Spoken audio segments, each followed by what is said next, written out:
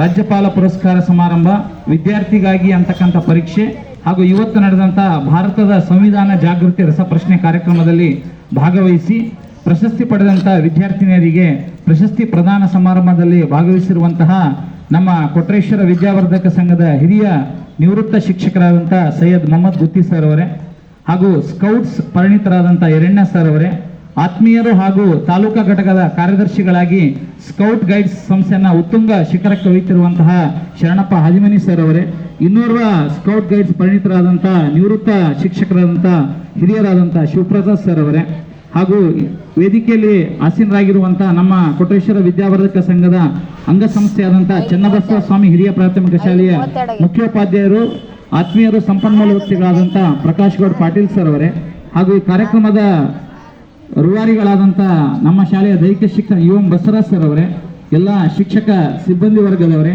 ಹಾಗೂ ಮುದ್ದು ವಿದ್ಯಾರ್ಥಿನಿಯರೇ. Sound mind in a sound body, ಸದೃಢವಾದ ದೇಹದಲ್ಲಿ ಸದೃಢವಾದ ಮನಸ್ಸಿರುತ್ತದೆ ಅನ್ನೋದಕ್ಕೆ ಈ ಸ್ಕೌಟ್ ಅಂಡ್ ಗೈಡ್ಸ್ ಕಾರ್ಯಕ್ರಮಗಳು ಮಾದರಿಯಾಗಿದ್ದಾವೆ.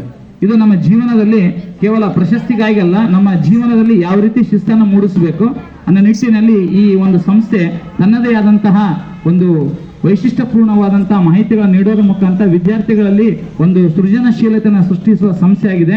ನಾನು ಕೂಡ 94 ನನ್ನ ಹೈಸ್ಕೂಲ್ ವಿಭಾಗದಲ್ಲಿದ್ದಾಗ ಸೇವಾದಳದಲ್ಲಿ ಕೂಡ ಭಾಗವಹಿಸಿದ್ದೆ. ಸರ್ ಗುತ್ತಿ ಸರ್ ಅವರು 94-95 ರಾಮಕೃಷ್ಣ ಹೆಗಡೆ ಅವರನ್ನ ರಜತ ಮಹೋತ್ಸವದಲ್ಲಿ ಸರೋಜಮ್ಮ ಕಲ್ಯಾಣ ಮಂಟಪದಲ್ಲಿ ಕರೆಸಿದ್ರು. ಆ ಒಂದು ಕಾಂಪಿಟೇಷನ್ ಅನ್ನ ಕೊಟ್ರೇಶ್ವರ ಸ್ಕೂಲಲ್ಲಿ ನಡೆಸಿದ್ರು. ಅದರಲ್ಲಿ ನಾನು ಗಾಯನ ಸ್ಪರ್ಧೆಯಲ್ಲಿ ಮಾಜಿ ಮುಖ್ಯ ದ್ವಿತೀಯ ಸ್ಥಾನವನ್ನು ಪಡೆದಿದ್ದೆ. ಸರ್ ಬಂದ ತಕ್ಷಣ ಅದನ್ನು ನೆನೆಸಿದ್ರು. ಸೊ ಅದು ನನ್ನ ಜೀವನದ ಸ್ಫೂರ್ತಿ, ನನ್ನ ಮೊದಲನೇ ಹೆಜ್ಜೆ ಅಂತೇಳಿ ಅದು ನಾನು ಗುರುತಿಸ್ಕೊಂಡಿದ್ದೀನಿ ನನ್ನ ರೆಸ್ಯೂಮ್ನಲ್ಲಿ. ಸೊ ಈ ರೀತಿ ಪ್ರತಿಯೊಂದು ಘಟನೆಗಳು ನಮ್ಮ ಜೀವನಕ್ಕೆ ಮಾದರಿಯಾಗಿರ್ತವೆ. ನಾನು ಹೆಚ್ಚಿಗೆ ಮಾತಾಡೋಕ್ಕೆ ಹೋಗಲ್ಲ. ಈಗ ಶರಣಪ್ಪ ಹಾಜಿಮನಿ ಸರ್ ಅವರು, ಎರಣ್ಯ ಸರ್ ಅವರು, ಆಮೇಲೆ ಗುತ್ತಿ ಸರ್,